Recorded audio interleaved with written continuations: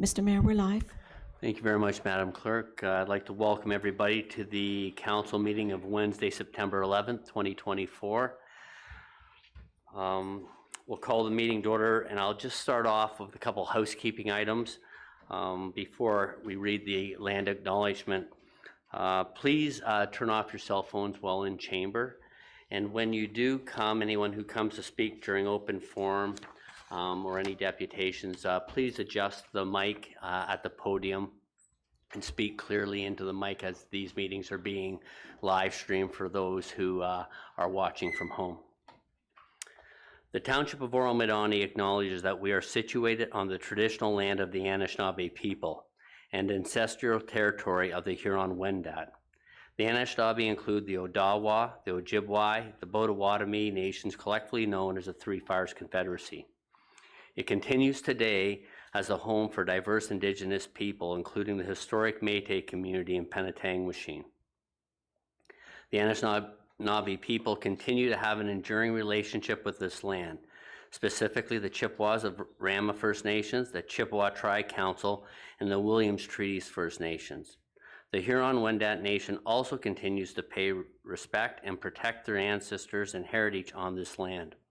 We honor the Indigenous history and culture that has thrived for millennia in this territory and the treaties that bind us together as partners in the spirit of shared, sustainable, and prosperous future.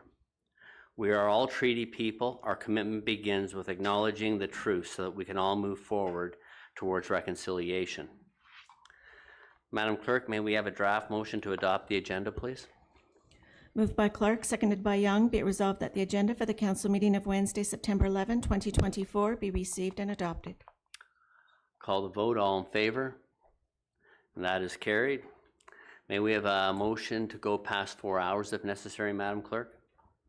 Moved by Young, seconded by Hutchison. Be it resolved that Rule 14.20A, as per the procedural bylaw number 2023-043, be suspended in order to allow the meeting to proceed past the 4-hour adjournment requirement if necessary.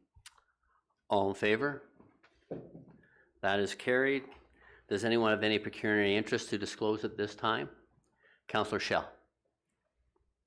Yes, thank you, Mayor Greenlaw. Item 12A regarding short-term rentals. I'm declaring because I own and operate a short-term rental. Thank you very much. Any other pecuniary interest? Seeing none. Closed session item number 19 will be dealt with at a later time. Minutes, may we have a draft motion for the 2 sets of minutes, Madam Clerk? Moved by Hutchison, seconded by Clark. Be it resolved that the draft minutes of the council meeting held on Wednesday, August 14, 2024 be received and adopted as printed and circulated, and that the draft minutes of the Human Resources Committee meeting held on Wednesday, September 4th, 2024 be received, and that the recommendation therein, per motion number HRC 240904-3, be adopted. Thank you. Councillor Schell? Yes, thank you. I'd like to speak to the meeting on the 14th, item 11A, Zone 1 water integration, the minutes of that. A motion was put forward a few meetings back. I'll send a copy of it around to everybody, by the Deputy Mayor to request the report to include certain items, and I asked for an additional items to be identified, and they were not. Copy for you, Madam Clerk. Specifically, okay, just one second. So this is, if there's any corrections to the minutes, is what we're doing, and I think from my recollection, they asked you to forward them on, and they would look into them to be addressed.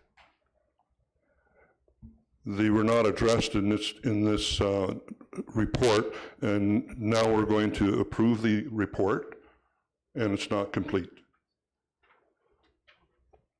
From last meeting, the request was made. Yes.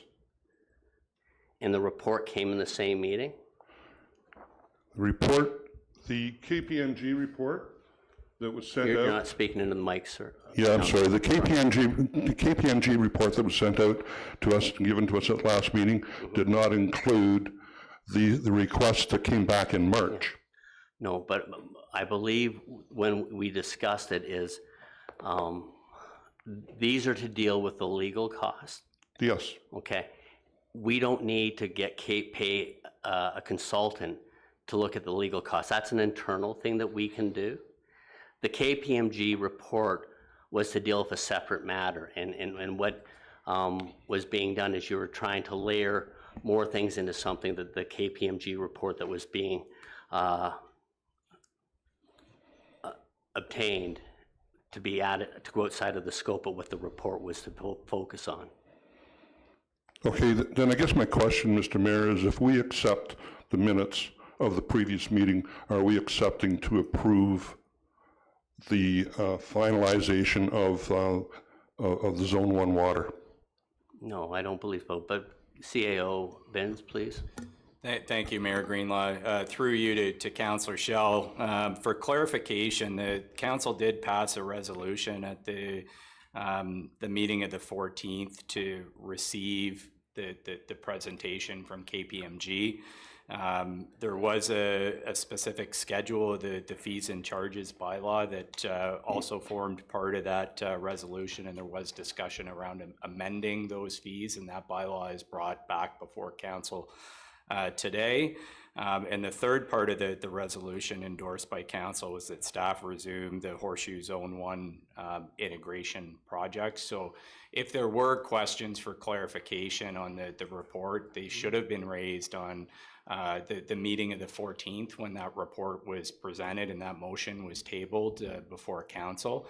If there are specific questions relating to the fees, as Councillor Schell is alluding to, we can address those in a separate matter, but for a matter of procedure, that was the resolution that was passed, and that's the resolution that is before council in the minutes to adopt the minutes.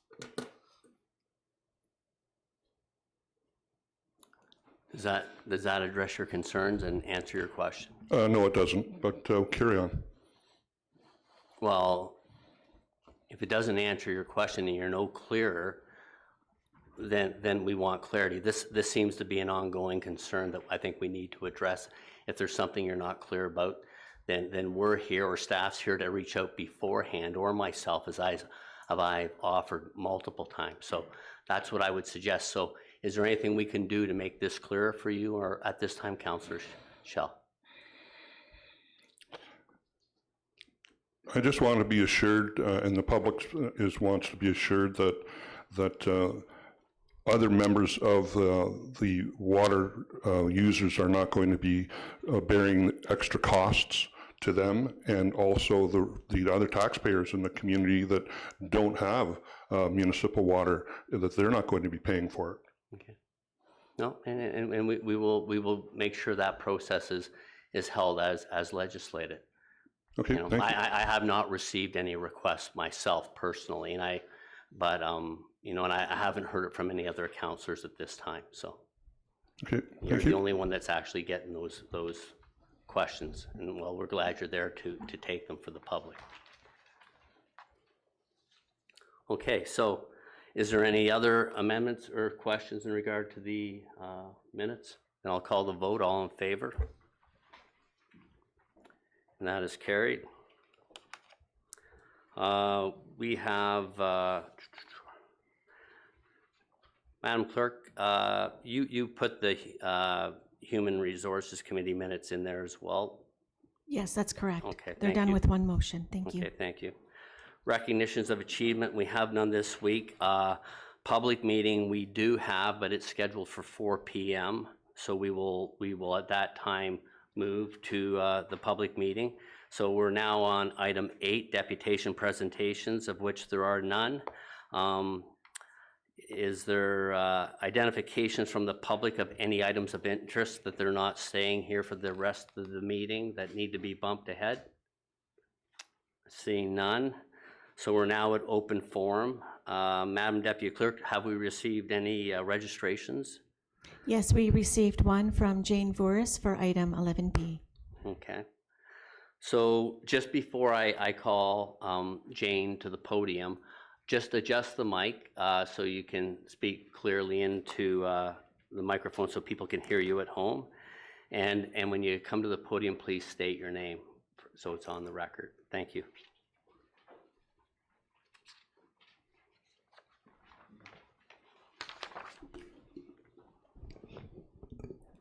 Good afternoon, everyone. Jane Voorhees, Oro-Medonte. Love your new look. I don't know if I'm late to the party or not, but you're all a little closer together, and love this new seating arrangement here. So good job. So I'm here to speak to 11B. Good afternoon, Mayor Greenlaw, Deputy Mayor Lavoie, and council members. On behalf of many of the residents in Shanty Bay community, I'd like to express our support for Mr. Spagnell's staff report recommendation to invest in retrofitting our old fire hall to accommodate bylaw officers. This thoughtful, forward-looking initiative not only preserves an important community building, but also enhances the ability of our bylaw officers to better serve the residents of Oro-Medonte by providing them with a dedicated office. So we truly appreciate your commitment to investing in our infrastructure and ensuring that public services have the resources they need. Retrofitting the fire hall represents a significant step toward fostering a safer, more organized community, and we're grateful for your leadership in making this possibly happen.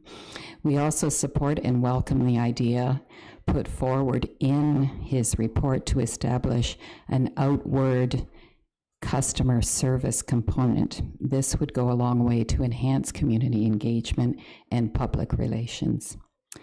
Mr. Spagnell, please extend our excitement to your staff as we eagerly anticipate welcoming the bylaw officers, if possible, to our village. Having a dedicated building for their operations will undoubtedly support the safety, order, and well-being, not just of Shanty Bay, but of the entire township. This partnership strengthens our community, and we're thankful for it.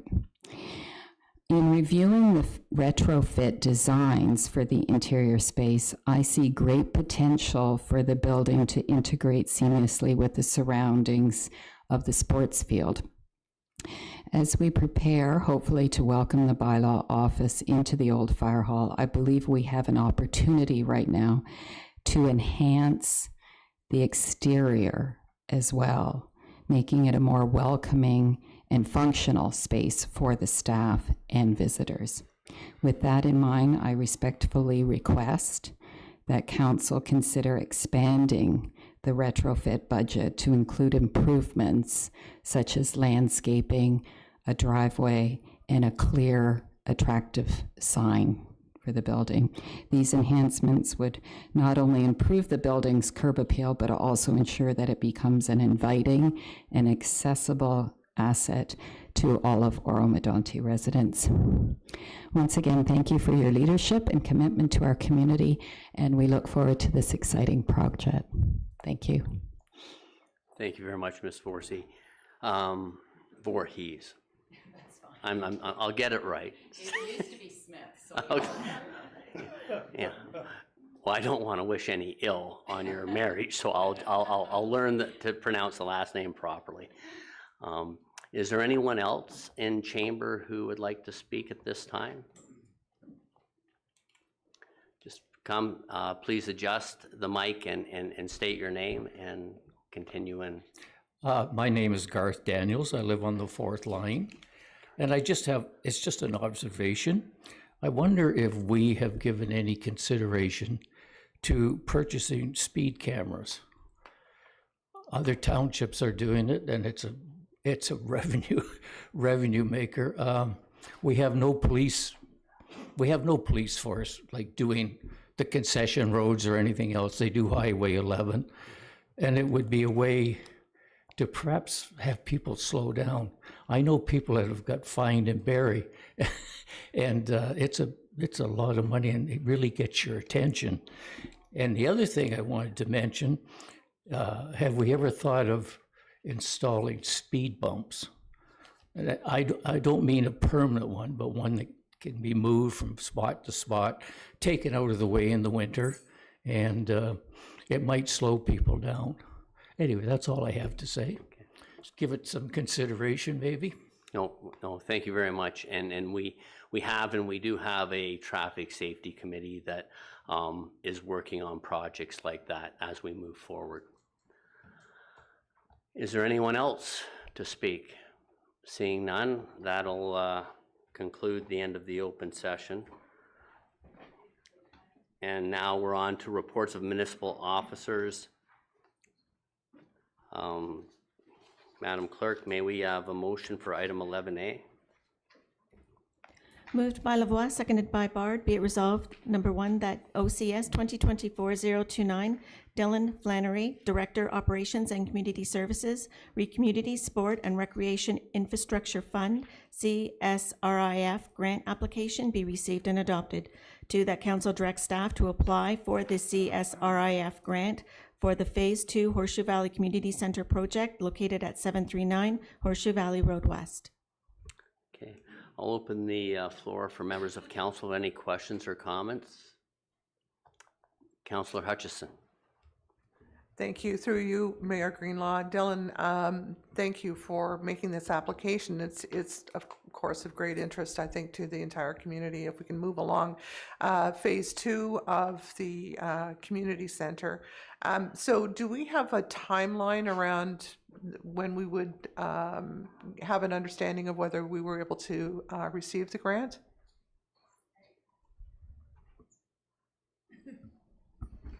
Through your worship. Is that on yet? The timeline, they expect to start assessing applications in November or December, and to provide responses sort of early 2025 to successful applicants. Sorry, so supplementary then, if we were, sorry? Go ahead. If we were successful in this, then we would be looking at planning for probably 2026. I'm just thinking from the fiscal part. Through your worship, yeah, probably it would depend on getting final designs, et cetera. You know, as noted in the report, the final deadline for the project completion date is March 2027. Right. So that's already a pretty aggressive timeline. Okay. So if we were to be complete by then, that would be a fairly successful outcome. But yeah, the goal would be, I think, 2026. Okay, great. Sorry. CIO Dunn? Or sorry, CIO Benz, my apologies. Thank you, Your Worship. Through to Councillor Hutchison, maybe just to further elaborate on that, as Dylan identified in the report, the design did include phasing, so a lot of the servicing is in for the second phase. As council's aware, it is planned to have the facility open for the fall of 25. So if we follow this kind of sequentially, if we were successful, then we would work with our existing architect to finalize those plans, and it would probably make sense to look at continuation with the existing contractor and what that would look like to advance that second component. So it would need to follow that phase of design and revisions on costing to refine that. So there'd be a regular kind of report back. It is an opportunity with 50 cent dollars across the province, but when we look at $200 million in the cost of recreation facilities, it really isn't a significant amount. And as we've outlined in the staff report, the emphasis really is on iconic sports facilities. So the more iconic and sports specific, the more expensive those facilities tend to be as well. So I think you know, the project that was put forward, we're best positioned, but the likelihood of success, given the limited pool of funds and likely some of the priorities that exist with the provincial sport organizations, that may be you know, probably not a situation where we have a really high probability of success, but there is a good case there for sure. Thank you. So in other words, don't get our hopes up. Councillor Bard. Thank you, through you, Mr. Mayor. I don't want to apply for the money and then say later I don't want to, but So are we in a position where we're committed? Is if we apply for it, this has to happen? Because $5.5 million is a lot of money. Through you, Mayor Greenlaw, to Councillor Bard, I think conceptually, that's why the report is before you, to understand that the full business case isn't before you. All of the costs aren't before you. We'd be required to enter into a funding agreement with the province, and if we were successful, that would be our intent, is to refine that, come back to council and review all of the details associated with this, the components of the scope. The second phase of the community center did include a fitness center, so there's some service level considerations as well. It's not just a capital cost. There's an operating cost and a service level adjustment that the council would need to understand prior to finalizing that decision. So it really is to endorse the concept. It is in our long-term capital plan, which is part of the alignment with the DC report that's before you today as well. So the additional 50%, as we've outlined in the report, could come from a number of external sources. It is identified in development charges.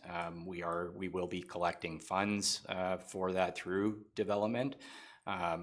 But the overall picture, we'd have to come back with more detail, and we would do that if we were successful. So that if you endorse this today, it doesn't mean that you're fully committed to the project, but I think it does mean that you're committed to the concept with that stage gating process kind of understood. Thank you very much for that answer. Any other questions? Before I call the vote, I just want to welcome Mr. Flannery to your first participation in a council chamber meeting. And for those in chamber who may not be aware, Dylan is our new director of operations that replaced Mr. Binns when he moved on to the CAO position. So thank you very much for the report and welcome aboard. So that said, I'll call the vote. All in favor? That is carried. This takes us to item 11B. Director Brent Spagnell will be giving a report on the Law Enforcement Division facility accommodations. Mr. Spagnell, when you're ready, please proceed. Thank you, Mayor Greenlaw and Council. Council will recall that as part of the budget cycle, the Shanty Bay retrofit project was a topic for discussion to relocate Municipal Law Enforcement Division to a new location on a permanent basis. The purpose of the report is really to seek endorsement and direction from Council to follow through on the retrofit project to relocate the division over to the Shanty Bay Fire Hall. One of the interim solutions to deal with an accommodation issue internally within the municipality was to have the division located on a temporary basis over to Fire Hall 1 on Line 3. The municipality, through collaboration with emergency services, who I think I'd like to thank directly for their cooperation and assistance in working on in a team effort to provide some temporary accommodation for the division. Through that cooperation, there was space in the fire hall that was devoted towards the division over the summer months when seasonal staff would be brought on board to go help with the pressures and higher volumes during the summer months. Over that time, the division has been located in the fire hall. There have not been any real issues per se from an operations standpoint, but the key is that the accommodations were retrofitted in a temporary nature and were intended for that purpose. The objective of the Shanty Bay retrofit program would be to move bylaw enforcement to the Shanty Bay Fire Hall on a permanent basis to provide for the immediate accommodation, the immediate needs of the division, but also for the future needs of the division. The budgeting that was provided for through the budget cycle considered budgeting of $290,000 over 2024 and into 2025 for the retrofit. It allocated $30,000 towards the architectural design. The architectural design has been completed, And now really staff are seeking council's endorsement to move forward with the project to look at providing for permanent accommodation for the division. Staff sees this as an opportunity to invest in existing township infrastructure, sees this as an opportunity to invest in the division, and also sees it as an opportunity for future planning and service delivery that'll move the municipality forward. It's on this basis that staff are recommending that council endorse the project so that we can relocate the division to the Shanty Bay Fire Hall on a permanent basis. I'm available to answer any questions of council, and I believe CAO Bins has some further information on the scoping of the work as it relates to the finishes to the building, access, as was spoke to earlier on during the council meeting. Thank you. Thank you very much, Mr. Spagno. Mr. Binns? Thank you, Mayor Greenlaw. Just to maybe address a few of the comments that were raised by Ms. Voorhees in the open forum. The scope of the project does include changes to the aesthetic of the building.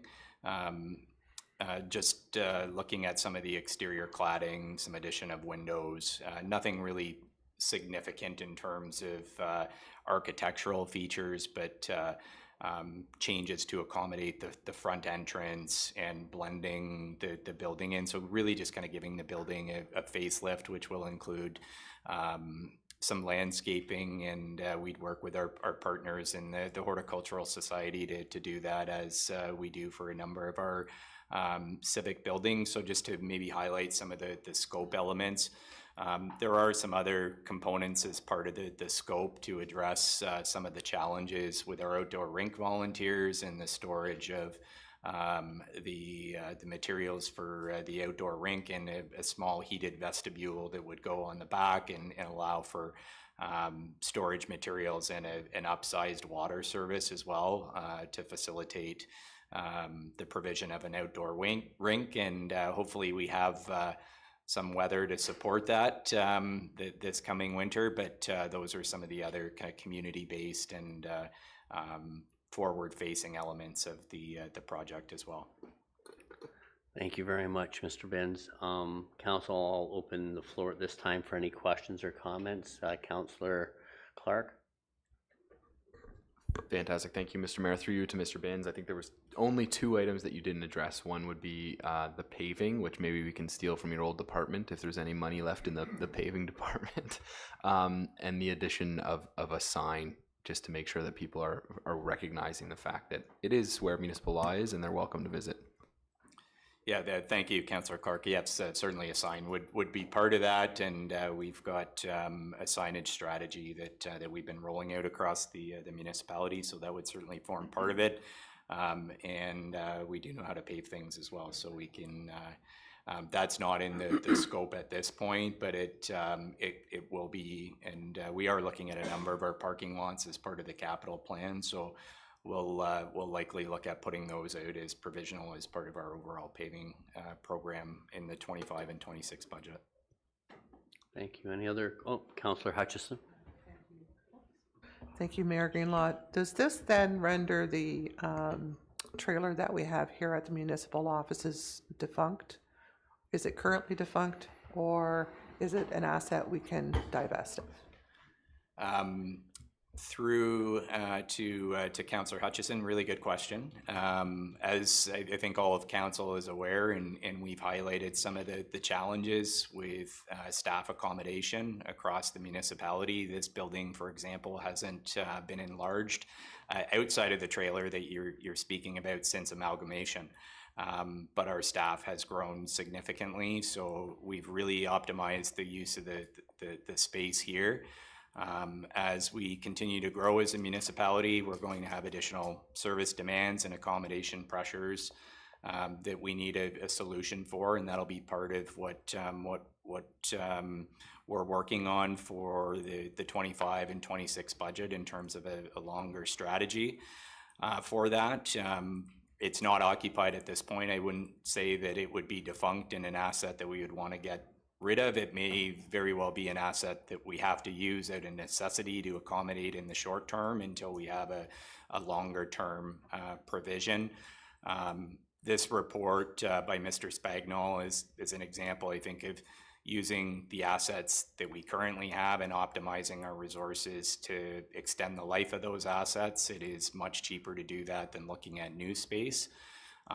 And the report that was before you previously around phase 2 of the expansion for the Horseshoe Valley Community Center also has some accommodation components to it as well that would help address some of those pressures. So long way around, we probably need it in the short term, and we wouldn't look at divesting it until we've sorted through what our staffing needs are. Thank you. Deputy Mayor Lavoie. Yes, thank you very much, Mr. Mayor. Through you to Mr. Spagnol.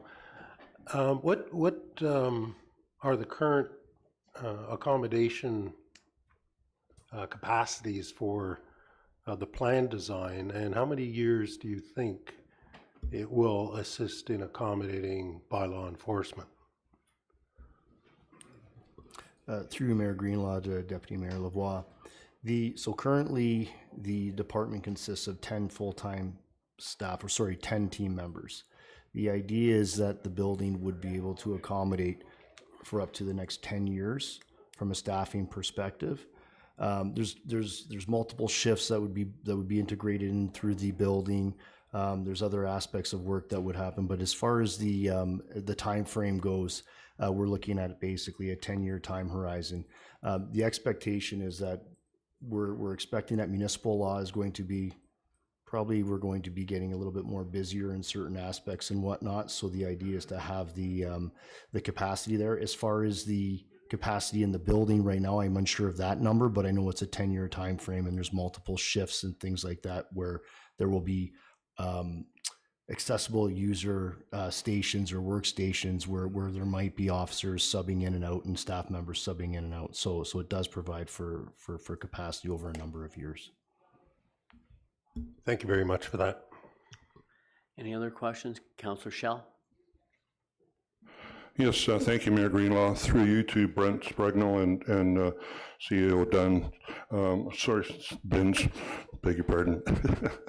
I've been asked to bring a couple of points to this building. Is it fair to say that the business case for the building of the new fire hall on Line 3 included the money to be received from the sale of the Shanty Bay Fire Hall?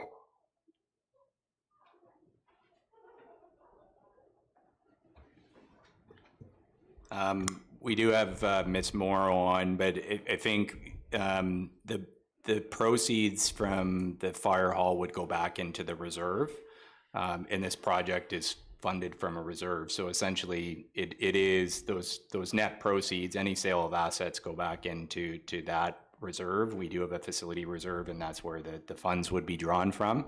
And I see Ms. Morrow has her hands up and can correct me if I'm wrong on that. Through you, Mr. Mayor. Yes, you are absolutely correct, Mr. Binns. Thank you. The next point was a question of the report says that it's an ideal location, yet it's at Line 2 in the township, so it's not really centrally located. And the question that I've been asked to ask is, can someone explain why the township hall is not a more practical, cost-effective option, given its more central location and it has 2 floors for operations? We take a look at how far our services have to reach throughout the community. That might be a better spot.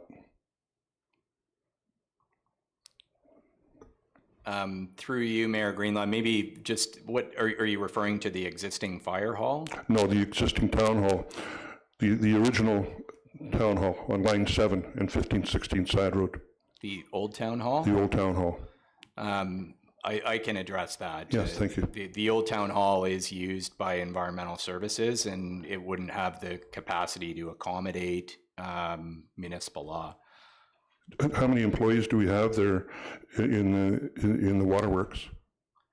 I'm just being asked these questions to ask. Yeah, and maybe if I can just provide some context to it, I think the layout that is proposed because they're probably around the same size, Councillor Shell, just to put some context into the existing size, or the size of the Shanty Bay Fire Hall and the size of the Old Town Hall. The Water Department or Environmental Services Department does have it laid out. It's open concept. The whole upper floor on the Old Town Hall is used by office space for staff and environmental services, and they have a small area, no different than what's being proposed in the Shanty Bay Fire Hall for collaboration and meeting in the department. It is an old building. It's got its heritage designation. The basement is used for storage of water meters, equipment that's used for environmental services. So I'll maybe defer to Ms. Jacoby just to speak to the numbers of her team, but the reality of the issue is there isn't space within that building. Yep, thank you. I think that answers the questions for everybody. Thank you.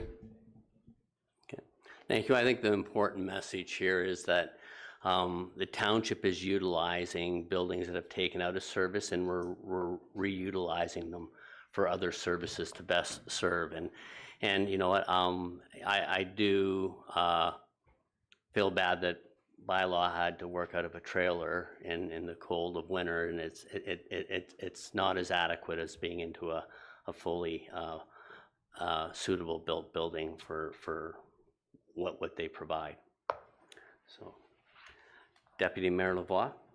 Yeah, I just wanted to comment. I mean, I don't know that I understand that something like bylaw enforcement needs to be centrally located. I don't believe there are emergency response corps in any event.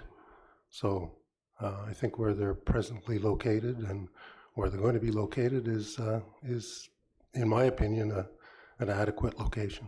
So thank you. CAO.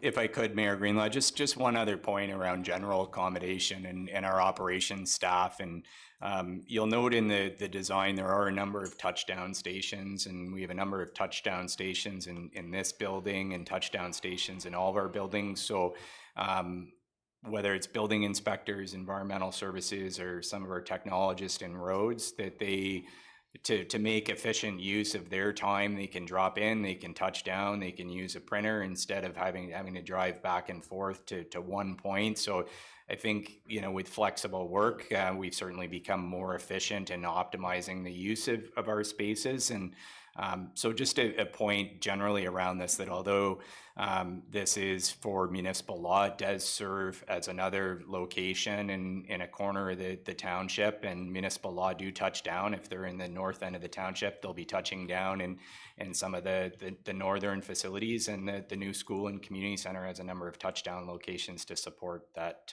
remote and flexible component as well. So I just wanted to highlight that. Thank you. Councillor Young. Thank you, Mayor. To CAO Benz, is there any touchdown facilities up in Moonstone area? Or let's say yeah, there, yes. I'll have CAO Ben respond to that. Through you, Mayor Greenlaw, we do have a fire hall up in Moonstone. It's not an official touchdown location, but certainly something that you know, we can look at as we continue to look at how we deal with the accommodation. Our long-term plans, I think, as council is aware, is to look at a new facility for the northern portion of the township. That was a recommendation coming out of the recently completed Parks and Recreation Master Plan, so it would be designed to accommodate those components. We do have a number of community halls as well, but we do have connectivity issues and compatibility challenges. Carley Hall and Edie Hall were both used for operations during our COVID response. So it is something that we're looking at. There's also mobile technology that our staff are deployed with, so that they can just pull over in a parking lot and complete the work that they're required to do as well. Supplemental? Yeah, thank you, Mayor. The reason I asked is, this, as you well know, it's some distance from the fire hall up there to where it's going to be centrally located. And I understand from Deputy Mayor Lavoie there that it's not on an emergency basis, it's more administrative. So, but I think for the benefit of the bylaw officer, perhaps there should be some sort of facility up there where they can go in and at least do their notes or whatever, reports. Thank you very much. It's good comments taken under consideration moving forward. Any other questions? Seeing none, may we have a draft motion, Madam Clerk? Moved by Shell, seconded by Lavoie. Be it resolved, one, that DS 2024-073, Brent Spagnell, Director, Development Services, Municipal Law Enforcement Division Facility Accommodation Project, be received and adopted. Two, that staff proceed with the issuance of the tender to advance the Shanty Bay Fire Hall retrofit project to accommodate the relocation of the Municipal Law Enforcement Division and address the accommodation needs of the division. Three, that staff report back to council following the completion of the tendering process. Thank you very much. Any questions or comments regarding the draft motion? Seeing none, I'll call the vote. All in favor? Opposed? Seeing none, that is passed and carried. And this brings us to item 11C. Madam Clerk, may we have a motion for 11C? Moved by Young, seconded by Hutchison. Be it resolved, one, that DS 2024-105, Camille Berdana, Manager, Development Engineering, Recertificate of Assumption, Braystone Subdivision Phases 1B and C, Registered Plan 51M1113, Braystone Development Corporation, be received and adopted. Two, that the township issue the certificate of assumption for the Braystone subdivision phases 1B and C, being the registered plan 51M1113, dated June 19, 2017. Three, that staff bring forward the appropriate bylaws for council's consideration. Four, that the developer be notified of council's decision under the Manager of Development Engineering Development Services signature.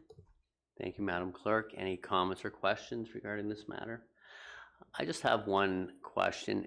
Does this leave one phase left to be completed that before we take assumption of all the Braystone development?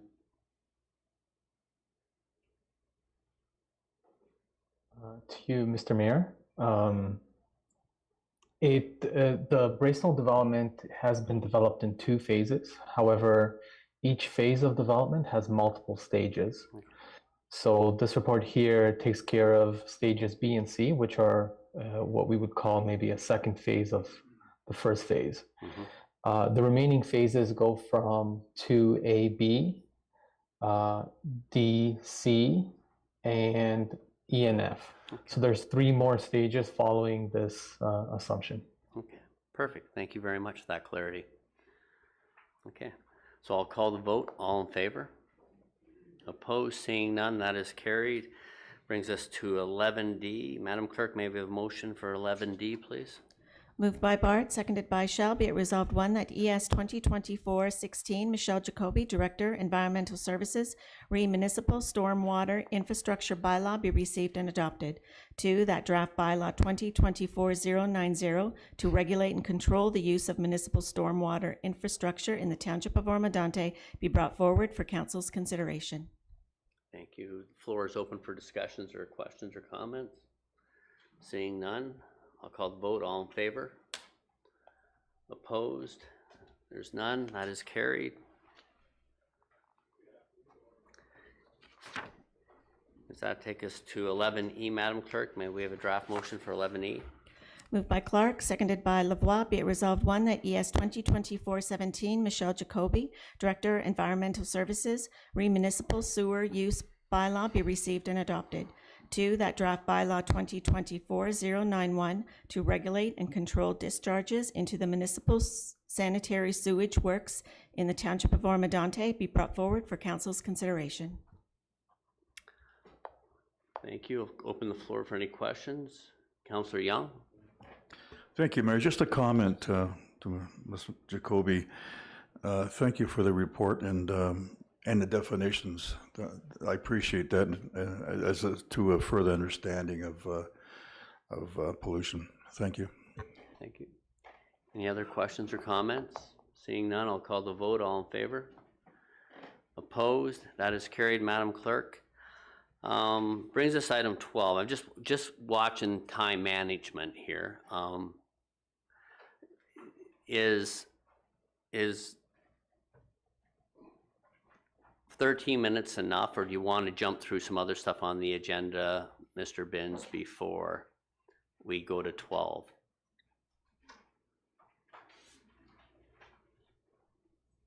Or Mr. Van de Boncourt, how long would you like? Are you wanting to present part of your report, or you were just here for questions? I don't want to restrict anybody from your time in the spotlight.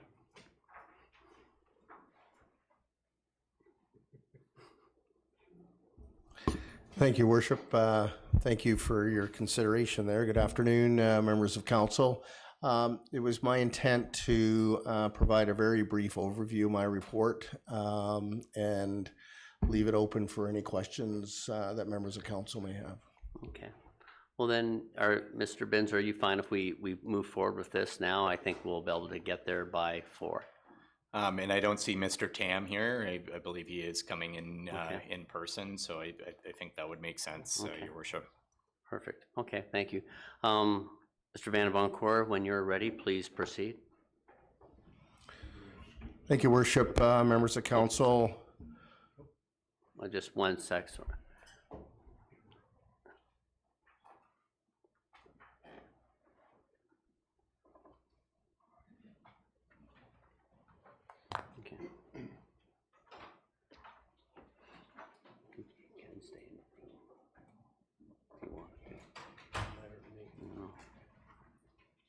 Okay, please go ahead.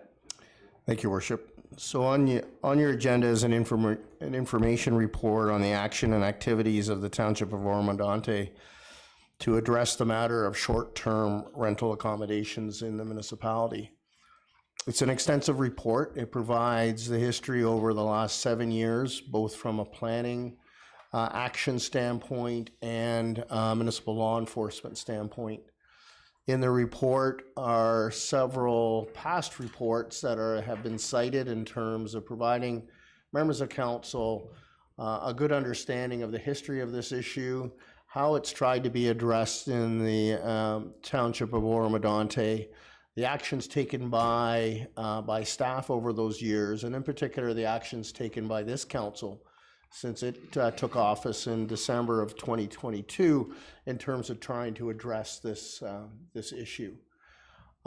There's significant time lags, and you'll note that in the report, and you'll see the actions taken by a particular council and then an appeal to the Ontario Land Tribunal, and it's taken 6 months to get to that hearing, and then an appeal of the decision of that body and another several months to get to the divisional court. So there has been a lag in time in terms of how this matter has been addressed. But we're now at a point where we have an Ontario Land Tribunal decision with respect to the proposed wording that the township attempted to introduce into the zoning bylaw dealing with the definition of commercial accommodation. And we have a divisional court decision on that Ontario Land Tribunal decision upholding the Ontario Land Tribunal decision. And in a nutshell, what the Ontario Land Tribunal, by extension the divisional court, said is that the current wording in the zoning bylaw, which indicates that commercial accommodation is not permitted in a dwelling unit, is sufficient for the township to pursue those activities that meet the standard of a commercial accommodation. And it provided some guidance, very brief guidance about what those standards may be. And it just said it needs to be more than just a receipt. It has to be something that's operating akin to a motel or some other sort of commercial accommodation. So that's where we are today. Staff continue to enforce the bylaw, the zoning bylaw. We are coming forward in the next few weeks with an options report to members of council in terms of how best we can move forward based on the lessons that we've learned through the decision of the OLT and the court system. It's unfortunate it's taken so long to get to this point, but I think we have now some guidance that from a staff perspective we can work with and move forward. Short-term commercial accommodations within the township are not a permitted use under the zoning bylaw. And those are short-term commercial accommodations that are used for financial gain or to turn a profit. They're not permitted under the zoning bylaw. And the township staff will be looking at ways that we can proceed to advise council on the best way to enforce that moving forward. Your worship, that concludes my presentation, and I'm happy to take any questions that members may have. Thank you very much, Mr. Van Boncourt. Very good report, very detailed with a lot of background and history. And I think at this time I'll open the floor up for questions or comments. Councillor Young. Yeah, thank you, Mayor. It occurs to me, has occurred to me in the past that with Revenue Canada, these are operating businesses and they would be filing business reports with Revenue Canada. That in itself may provide, or at least is evidence of a business operating in Oro-Medonte. I don't know whether Revenue Canada would be interested in ensuring that all taxes are being paid by these businesses, but it occurs to me then whether anybody has looked at that or not. I don't know, George. Through you, your worship, there are examples of other provinces in Canada that have looked at a provincial registry system, and part of the rationale for that was so that the Canada Revenue Agency could be made aware of those properties that are being operated as a commercial business and ensure that they're filing the appropriate returns on that business.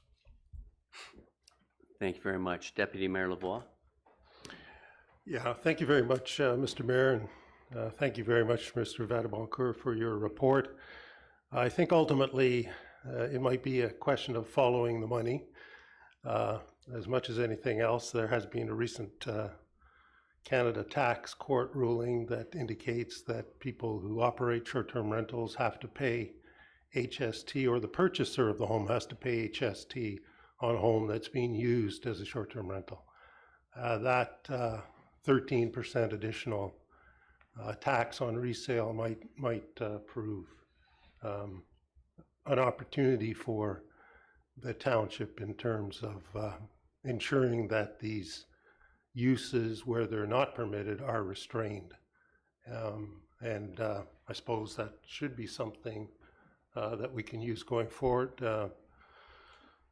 The mayor and myself also have an opportunity to talk to the Ministry of Housing in the upcoming weeks, and we will be making representations with regard to the commerciality and the monetization of residential properties as a general problem, specifically with the examples that your report has helped us highlight. And hopefully we can begin to stimulate the ear of the provincial government. So thank you very much. Thank you, Deputy Mayor. So I guess, is there any other questions or comments at this time? Councillor Young. Yeah, thank you, Mayor. Question to George Vancouver. George, you mentioned other provinces. As far as you know, there's been nothing done in terms of Revenue Canada conducting an investigation on short-term rentals and their businesses operating in Ontario. What would happen? I mean, whose responsibility would it be to at least have somebody at least contact Revenue Canada to determine whether they're interested or not in conducting investigation or investigations here in Oro-Medonte? I don't know who would be responsible for that, to ask. Mr. Vandencourt. Thank you. Through you, your worship, to the councillor. I think, councillor, that would be something that we could explore more fully in the next phase of our review, and we're looking at options and how best to deal with this moving forward. Thank you. Councillor Clark. Thank you, Mr. Mayor. If I may try to sum up the position of council quickly, is to use the tools that are available to us as a municipality, a lower form of government, in order to enact what we believe are our bylaws. So we're looking for creative strategies in order to enforce the bylaws that we believe that are within our jurisdiction. Correct. And I think that's where some of the challenges and confusion is, because I know the previous council did go to the province and ask them to step in and assist with this matter, and we were told that you have the tools in your toolbox to do it, and there's no need for the province to engage any further. But when we've used our tools within our bylaws, we've been kind of told no. So, and no's fine as long as you give an alternate explanation that is suitable to the public. So I think what we're trying to get around is there is no such thing from my perspective of review of the Planning Act, and Mr. Spagnell and Van Boncourt, please weigh in. In order for legal non-conforming to exist, it has to be listed as a legal use at some point prior to a bylaw engaging it no longer a legal right. Is that correct?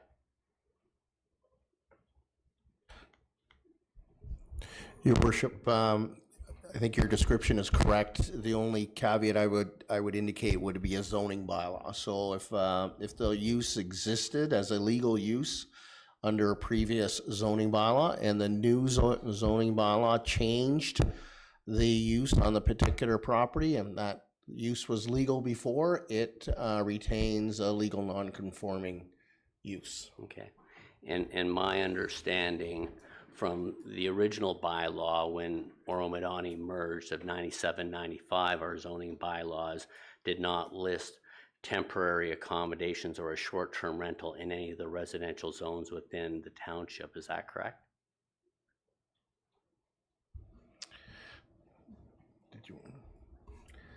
Thank you, worship. Yes, that's correct. There were only specific areas that the zoning bylaw identified where these would be permitted, not as a general permitted use in any residential zone. And I think where we're trying to help the public get to where they tell us they want to land is it's not a legal non-conforming use. The ICBL cannot be used to create a new use or protect coverage of a non-permitted use. So how do we move forward without litigating? So we are working diligently to try and find that path. I think, we sometimes maybe we trip on our own feet by trying to be too perfect to the solution, but I'm quite confident that we will get to a better place in the very near future. Councillor Young. Yeah, thank you, Mayor. Yeah, just to follow up on Councillor Clark's comment about using what we have, our tools in the box sort of thing. I think, if my correction, I recall correctly, was that the lack of evidence in the two charges that were laid was just that lack of evidence. And what could be provided perhaps by Revenue Canada is documentary evidence, and that's pretty solid going forward in court with that. But I'm going to request, Mr. Vaillancourt, that I'm going to request that you at least provide the results of other provinces, how that turned out in terms of charges, and when they followed up with Revenue Canada, what was the outcome of that? I know this is a problem across Canada, and perhaps there is case law outside of Ontario that is applicable where there was a conviction or convictions. Well, thank you for your comment. And I think at the end of the day, what we're trying to do, we're not trying to put a prohibition on short-term rentals because they were never permitted use originally outside of the zones such as V1. I think short-term rentals have a place in this society, but it needs to be in zones where it promotes tourism, where there are tourism aspects to that area.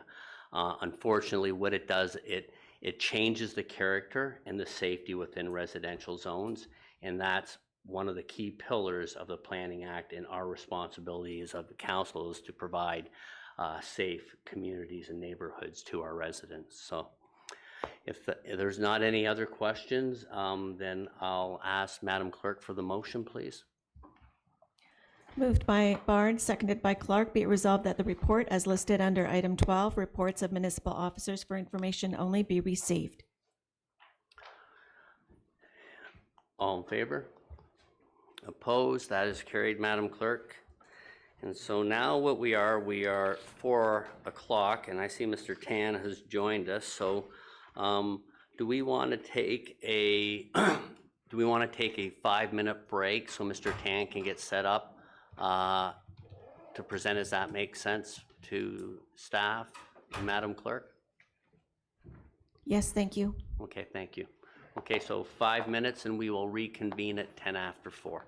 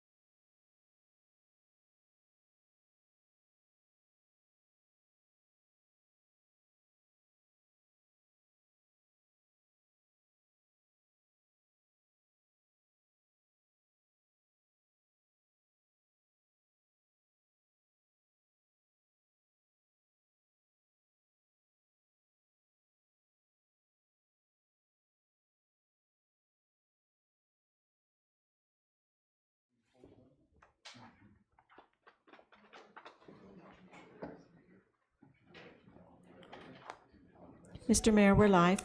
Thank you very much, Madam Clerk. Welcome back, everyone. We are now, I have an echo. It's, We're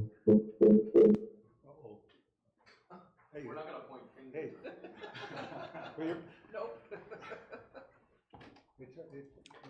is that any better? Well, are you logging back in, Counselor? Okay. Well, hold one sec.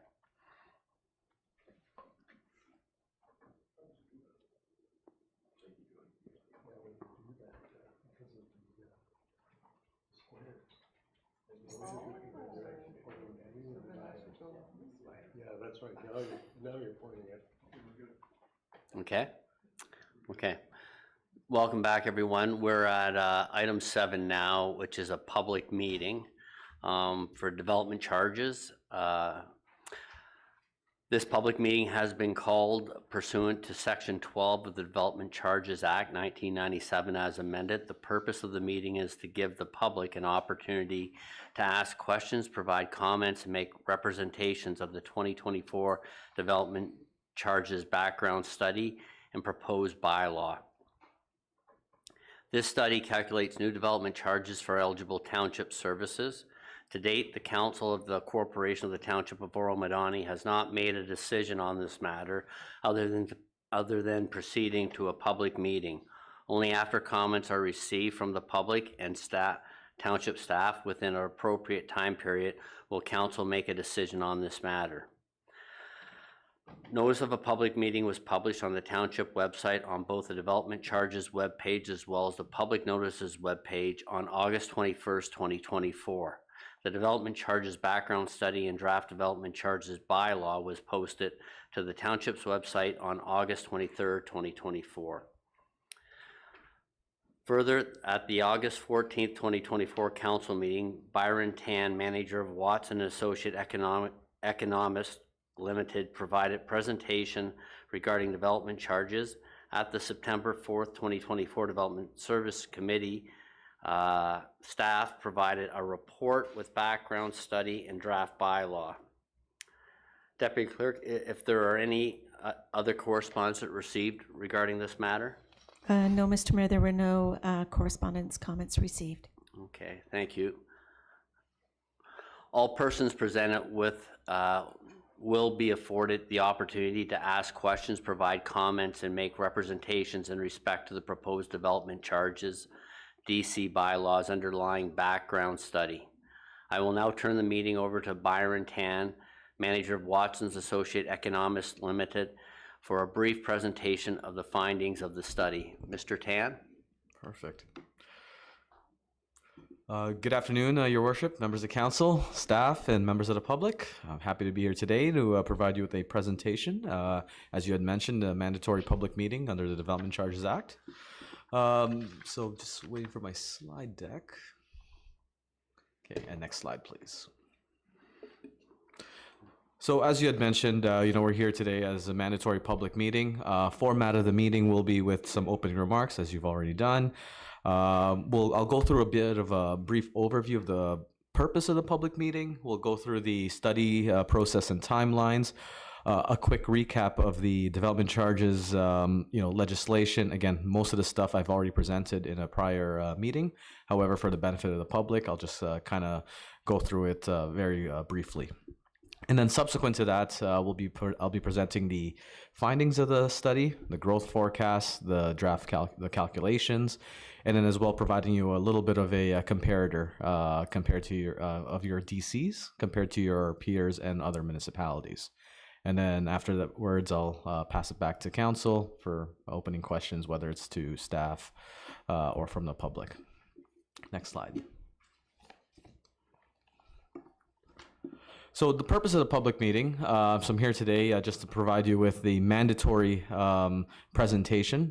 We must be undertaking this subsequent to the release of the background study, but prior to the council's consideration of the bylaw. The purpose of this meeting is to receive comments from the public and answer any questions. And, subsequent to this, we will be looking to return to council, at least for council's consideration of the bylaw on October 23rd. And that will fulfill the 60-day mandatory requirement of having the study released on your website, which was done on August 23rd, and then 60 days later with the consideration of the bylaw. Next slide. So just a bit of an overview. We started this process with the township back in June of 2023. Again, since that time, we worked with staff, developed your growth forecasts, looked at your planning information, the county's information, and talked to all of the departments, as well as examining your master plans, staff reports, capital budgets, etc., to formulate the policies and the data contained within the background study document. We released that study, earlier this year, August 23rd. But prior to that, we had a number of engagements, whether it was yourself, through two different meetings, one back in January, another one in August. And then, as you had said, we also presented the staff report on September 4th, and again, here today. Subsequent to today's meeting, as I had mentioned earlier, we're looking to return to council for your consideration of the bylaw. Next slide. So just an overview and a recap of the purpose of development charges. They're not new. This is something that is been allowed at least for over the past 50 plus years. Prior to the Development Charge Act, it was through the Planning Act under lot levies. And really the goal of development charges is for a municipality to recover for growth-related costs related to capital as it relates to residential and non-residential developments. These costs would be in addition to what you would normally require a developer or subdivision builder to provide as part of their local services. So, as a new subdivision or new area is built, they would typically build out your local roads, local water mains, sidewalks, street lights, etc. So development charges are more of the broader infrastructure that would be included as part of our calculations. And typically when you do collect development charges, it's usually at the time of building permit. So prior to a building permit being issued to a builder or a developer, development charges must be paid. And as soon as the receipt of the monies are, there's a check mark there, then building permits then can be issued.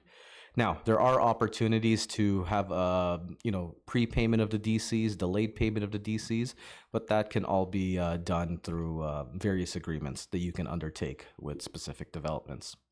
Next slide. So just a little bit of a graphic, just to kind of provide you a little bit of a relationship between development charges and growth. As I said, development charges, it is a discretionary type of revenue that you can impose through a bylaw. And typically what it's used for is, as you can see on the top portion of this triangle, is as you have new growth and new users, there's going to be new infrastructure that's required to, to have to provide the services to these new individuals or new businesses. And really there's no magic to it. If you have to build the services, it's either, if you don't have DCs, then you'll have to utilize existing property taxes, reserves, user fees, water rates, etc. So really, development charges are just an offsetting revenue tool, so that way you can lower the burden on existing individuals and businesses, and that way the charges are imposed at the time of the new construction. Next slide. So just a brief overview of the methodology. Again, this is more of a recap, but for the members of the public that may have not seen this before, the methodology really, it comes from the Development Charges Act. It's over 80 clauses, hundreds of subclauses, but really what narrows it down is in these 6 steps. The first one being identifying the growth forecast. So identifying the amount, type, and location of growth. That could be looking at the different form factors that you may be, experiencing or forecasting. Could be single detached homes, townhomes, apartments. And then from a non-residential perspective, it could be industrial, commercial, institutional. Once we figure out what the amount of growth is going to, at least on the forecast side, then we have to take a look at the servicing that would be required to have that growth materialize. So this is where we have the discussions with township staff, take a look at your levels of service that you currently provide, And then as well as taking a look at, for, every 1,000 people that come into the township, what type of, upgrades or what type of new services do you need to construct? So number 2 then says, we identify those services to accommodate growth. But then number 3 is the specific capital item. So for example, if you have 1,000 people coming in and you have a level of service for parkland where you must provide, play structures, what have you, then the capital program then can be, well, what would you like to provide? Would you like to provide a playground? Would you like to provide a swimming pool or a splash pad? So the capital can be, any number of items as long as you're meeting the need of that service for number 2. Once we identify the capital costs, we must then do a number of deductions. We have to deduct any grants, subsidies, or other contributions you may receive, either from other levels of government, local other municipalities, or even homeowners or or even developers that may be contributing to the capital items as well. We also have to take a look at a benefit to existing development. So what that means is on a capital item basis, so each item that we put within the development charges, we have to assess what portion of that capital item will benefit new development, and will any of that capital item that we're identifying benefit the existing community. So typically, a rule of thumb, if it's something where it's an additional complement, you never had it before, and you wouldn't have bought, this new pickup truck, let's say, unless growth was occurring, then that for the most part is, growth related. However, if you're expanding, let's say, a fire station from, 5,000 square feet to 10,000 square feet, then presumably the first 5,000 square feet was already existing as part of the community. So if you're building a 10,000 square foot facility, half of that is really an existing benefit because you already had one, for half the size before that project proceeded. We also have amounts in excess of the service standard calculations. So as part of the development charge process, we have to do what's called a service standard calculation. And we have to take a look at the last 15 years that you've provided in terms of a level of service. That's really just identifying, your assets and then the population in each of those given years, times whatever the market value is for replacement costs. So when we do that calculation, it sets a ceiling for most of our services that we cannot pass. So that way you're not putting in capital that you're putting in above and beyond what you already historically provided. So you are capped at a certain amount. And then DC reserve funds. If you do have any monies in your reserve fund accounts, we must be deducting that from the capital projects because you already have the money saved in order to help pay for a portion of these works. Likewise, if you have a deficit in your reserve funds, that means you've probably, had to take on debt or had to prepay some of the works historically. So really that deficit is really you as a cash flow issue that you would then include as part of the calculations to then pay yourselves back over time because you basically took on debt to pay for growth-related capital. So once we undertake those deductions, then we have a net capital cost that we then allocate between residential and non-residential growth. And once we allocate it between the two categories, we divide it by the growth forecast, and there's your charge. Next slide. So just as an overview, as you recall, once we get our net capital amount, which is our numerator, we then divide it by, again, the growth forecast, the denominator. So that's why on a residential basis, we typically look at it on a per unit basis. So we have a single detached, rate. We have a townhouse or multiple development charge rate. And then we also have apartments as well. And then from a non-residential standpoint, it's typically just done on a per square foot basis or per square meter, whatever unit of measure you'd like to use. Next slide. Just to keep everyone, apprised of the services that we can include as part of the DC. As you can see on the list here, we are only allowed to collect for up to 19 different services now, based on the latest iteration of the Development Charges Act. What we have highlighted in teal or blue or teal on the screen are the services that we have included for this round for your development charge background study and draft bylaw. So you can see we included water, Services related to highway, which is really your roads, bridges, sidewalks, public works, buildings, fleet, etc. Fire protection services, parks and recreation, and Provincial Offenses Act, which is really your bylaw enforcement. In addition to this, we also include studies, growth-related studies related to the development charge services as well. Next slide. So just a bit of an overview. Again, the driver of the background study is really driven on these new legislation, or recent legislation, I should say, that was passed over the last 5 years. All of these items were identified as part of the background study and included, so that way when we're undertaking the calculations, it's within the context of the revisions that were made under the Development Charges Act. So I won't go through it into gory detail. However, just as a recap, Bill 108 and Bill 138, that provided municipalities the ability to have installment payments applied to certain types of developments, such as rental housing and institutional developments. So if you had any of those types of developments come into the township, they're allowed to pay their DCs over 5 years or 6 installments, with the first installment at the time of occupancy. As well, you now have to offer a freezing of the rates. It's mandatory. So if someone were to come in with a site plan or zoning bylaw application, and it's deemed a complete application, then their DC rates are frozen as of the time of that application for a period of 18 months. Okay, and it used to be 2 years, but later a piece of legislation actually changed it, so it's now 18 months. However, with these longer payment plans, as well as the freezing of the rates, you're also now allowed to include interest costs. So if there are any annual payments that are being provided for, or if you're having any applications with the frozen rate, you're allowed to include an interest payment to it, up to a maximum of the prime rate plus 1 percentage point. So I believe right now, with the prior quarter, I believe what you could implement is just over 7% in interest. But again, that gets adjusted quarterly. Bill 197 essentially just provided that list of services that I showed you on the screen, and then provided a number of other administrative changes and calculation-related changes to the Development Charges Act.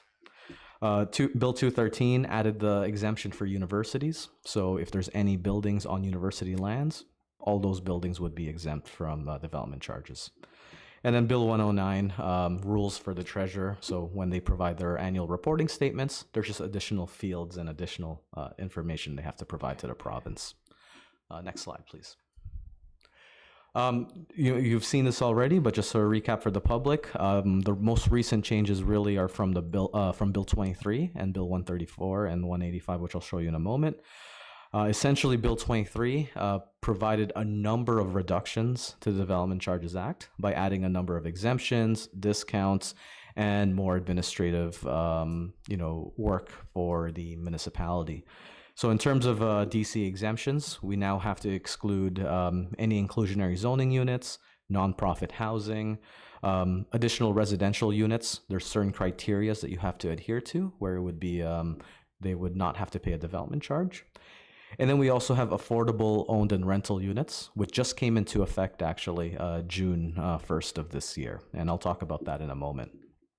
And then attainable housing units, this is not enforced yet. We're still waiting for the province to provide a bulletin to explain what an attainable unit is. So at this time, it's considered as part of your bylaw, but it's not yet in effect until we figure out exactly the full definition.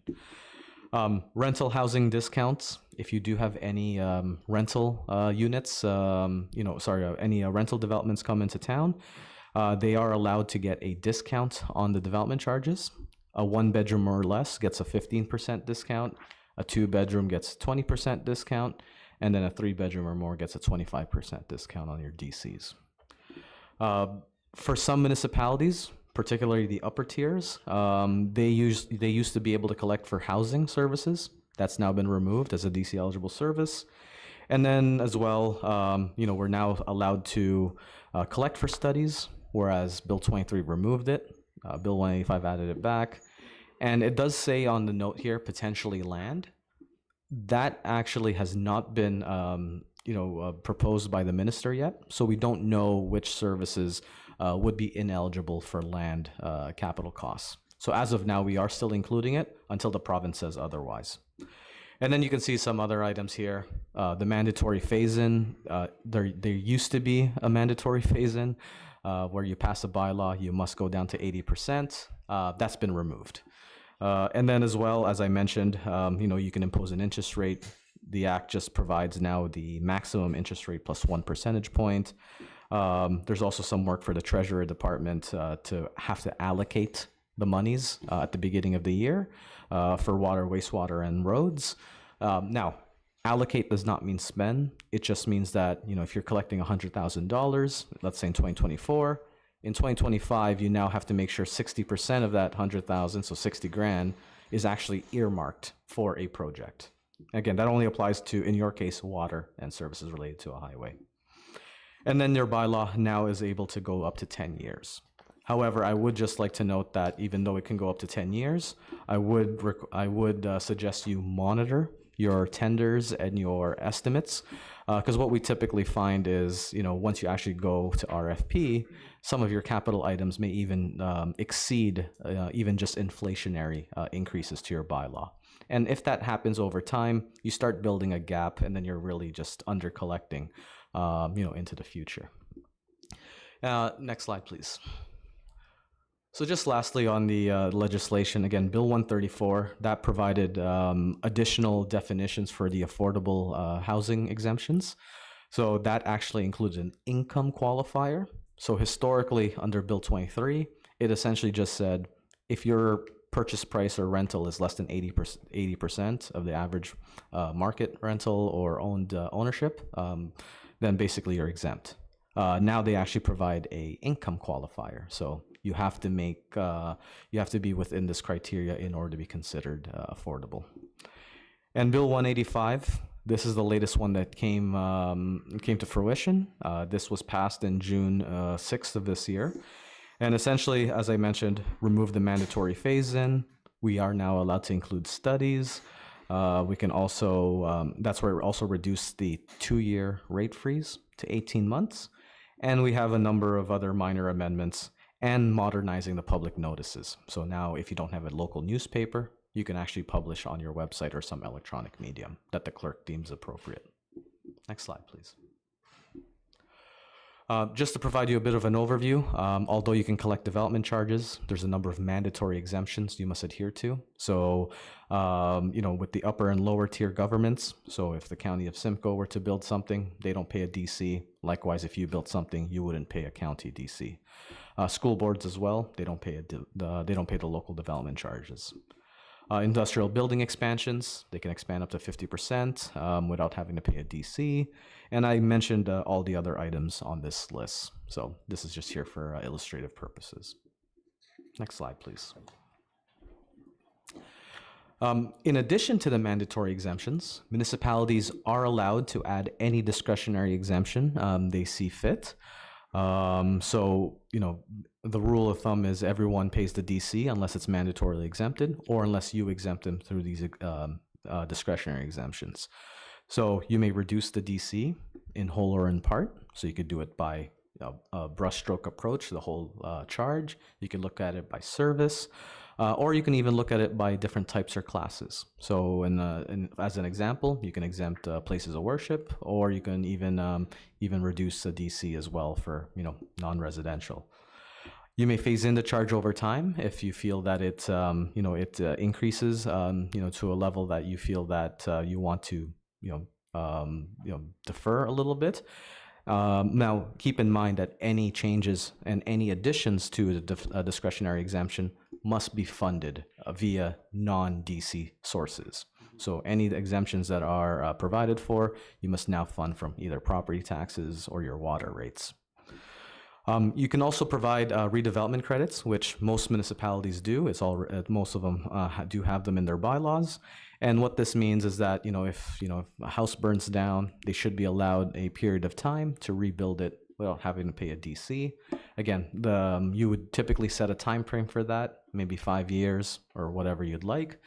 And it also works, going from one type to another. So if you had a single family home going to 3 townhomes, you only pay the difference between, having to pay, 3 times the DC rate of a townhome versus whatever the DC rate is of a single family home. So it's just the incremental difference.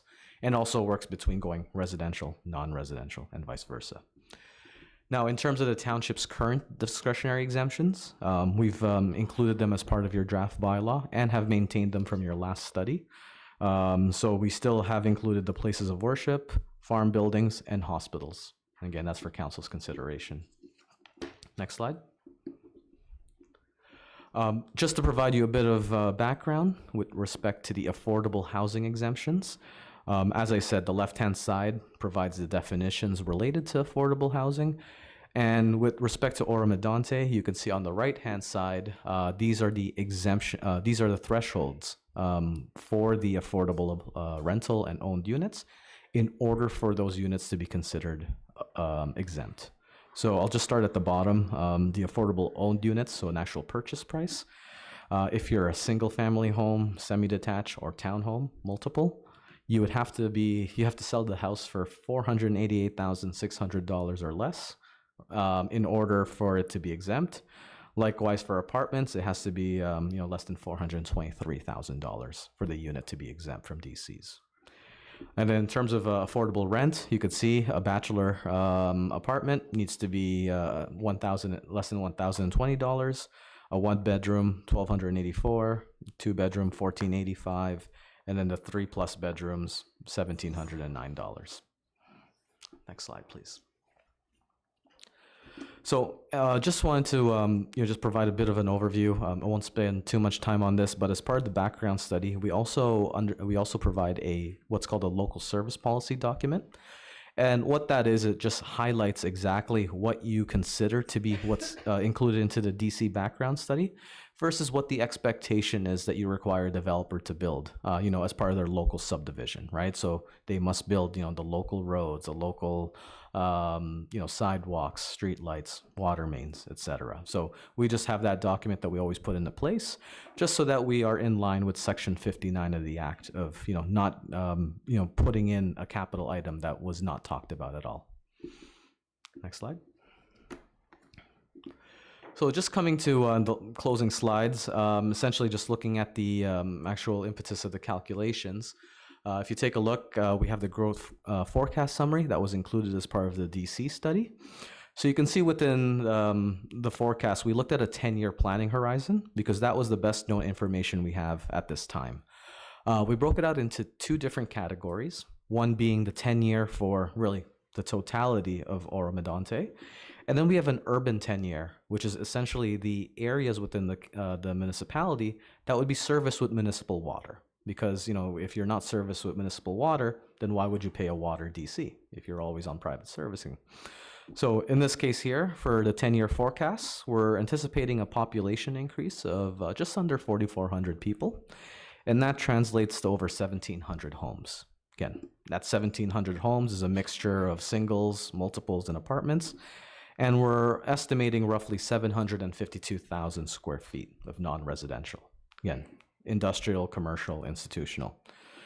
With respect to the urban services, so your water serviced growth forecasts, we're looking at about 3,373 people, and that's just over 1,200 homes within this 10-year period. And that takes a look at 252,000 non-residential square feet. Next slide.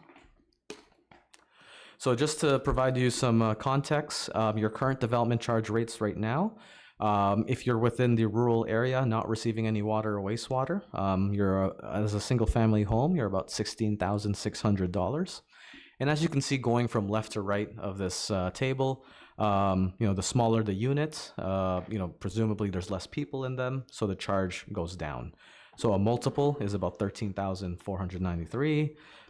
You have the large apartments, 2-bedroom plus at just over $9,700, and then the bachelor and 1-bedroom at over $6,800. We also have a special care, special dwelling unit charge. That's typically more so for those institutional type of residential homes.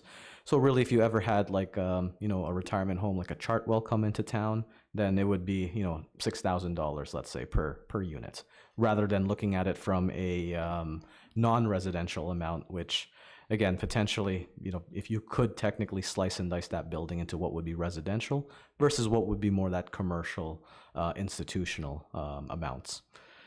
And then from a non-residential standpoint, if you're not receiving water and wastewater, it's $5.91 per square foot. Historically, we did have some separated charges for Horseshoe Valley and Warminster.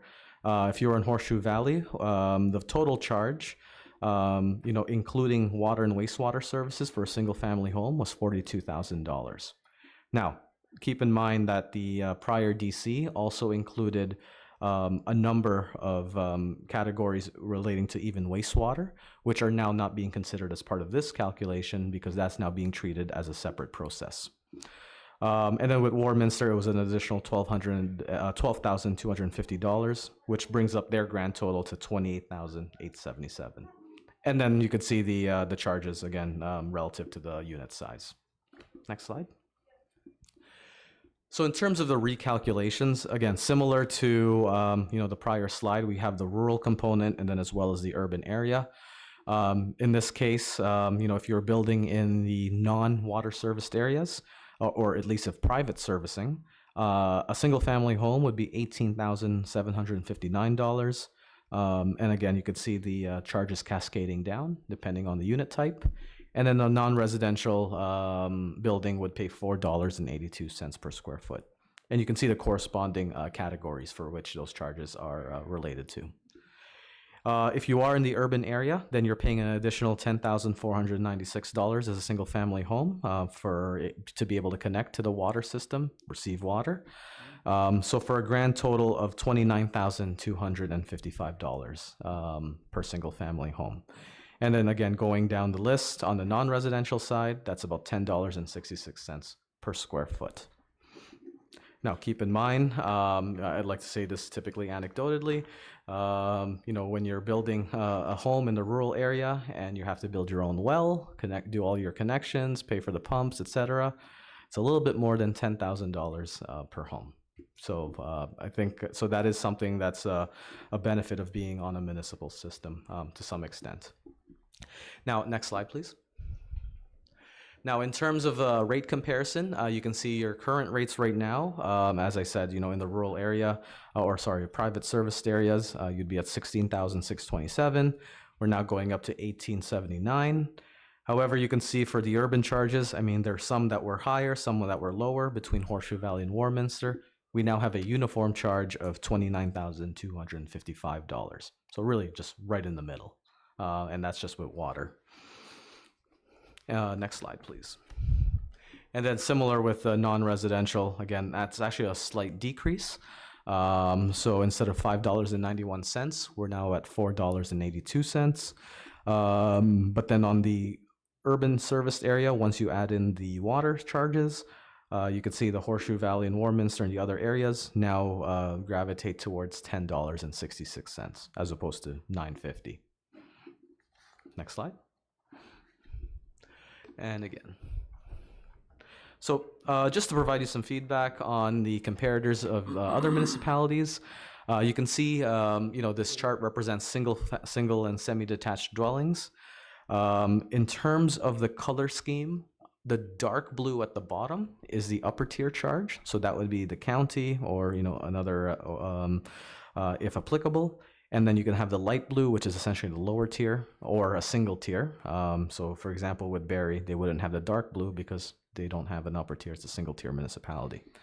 And then the green is the school board. So even the school boards provide impose a education development charge. And you can see in the blue arrow, that's where you're currently, the blue arrow is actually the calculated amount.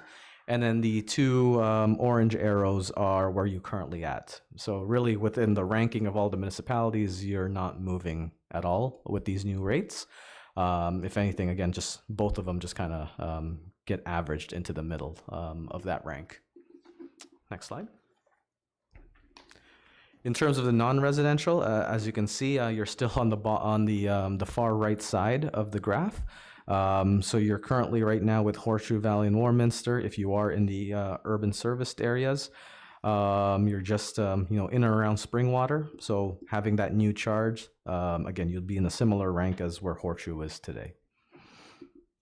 And as I mentioned, these are all municipalities with, if possible, with water and wastewater services. So that way we're looking at apples to apples. Because if I start trying to take a look at just the rural area, it would look a little bit different.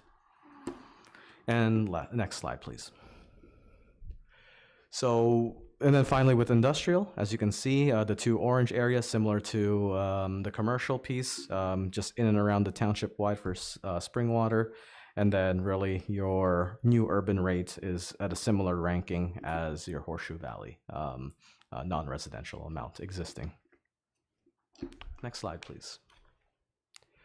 So that concludes my presentation. I know that a lot of the information, the background data is contained within the township's municipal website. You do have a dedicated development charge page that outlines all of the process to date, has the prior presentations as well as the background study.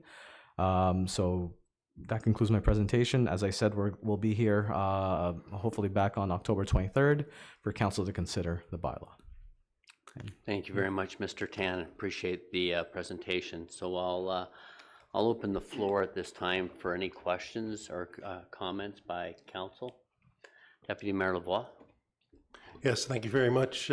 Thank you very much through you, Mr. Mayor, to Mr. Tan for the presentation. I do have a few questions, so do you mind if I... If you must, yes. Yes, well, thank you very much. I must. On the matter of, on slide 8, on the matter of policing and the ability to charge development services charges, I presume that we don't have the teal option, I'll call it, or the ability to charge for policing because there's no policing infrastructure within our municipality. Through your worship, great question. Police was not considered because it was not, there was nothing identified in terms of, any expansionary pieces within Oro-Medonte. I believe you guys obviously contracted out to another detachment, or I can't recall if it's OPP. Yep. So with that being said, if it's on a contract, really, if there's no facilities here, it would be very hard to put that nexus of a infrastructure calculation for them. Now, having said that, there could be an opportunity to take a look at any additions to the contract if, let's say, they needed more vehicles, let's say, to service Oro-Medonte as it grows. But that was not part of our mandate for this study. Okay, so if they perhaps were to put a detachment in the geographical boundary of Oro-Medonte, we wouldn't be able to charge DC charges for that because it wouldn't be in our bylaw. That's correct. As of right now, it's not in your bylaw. So if it is something that you are looking at, you can always update the development charges at any point in time to include that, if you actually know what the specifics are of those projects. Okay, thank you. Just on the matter of affordable rent for qualifying structures, is there an obligation? There's a affordable rent number that's currently quoted, but does the landlord obligated to maintain that rent for a particular period of time, or could they just build and say they're going to charge that for 1 year and then jump it up by 50% the year after? I mean, what's their obligation to maintain that? Great question, through your worship. So as part of the affordable housing exemptions, if you have any of these exemption or these type of units come to the building counter, you must, I use the word must, enter into a 25-year agreement with these units, and you then have the ability, or you will have to figure out the ability to track it, so that if it at any point in time it changes hands or changes ownership, and it's no longer rental or it's no longer affordable owned, or it doesn't meet these criterias, and these will get updated every year, then there is a recourse to charge back DCs. Now, the Development Charge Act said that the minister may prescribe the template for an agreement. None, there was none that was put forth. So right now we are working with several different municipalities through a working group to try to determine a best practice template that can be circulated for municipalities. Okay, and I just think I'll make the comment that I note that 3/4 of the growth in this municipality you're forecasting to be urban, or in other words, on a municipal water system. That's correct, based on the growth forecast. Okay. So I would take it that's based on the fact that the growth will be focused within the settlement areas or adjacent to them. Yeah, through your worship. So when we were working with the planning department, we took, as well as your building department, we took a look at all of your applications in the pipeline, and again, trying to map it based on the location, and that's where we came up with those numbers, which would be within those municipal serviced areas. Okay, thank you. Councillor Clark. Thanks, Mr. Mayor. Through you to Mr. Tam and possibly staff as well. Just as a gut check, I don't want to get into the minutia of the actual calculation, but when we're looking at our current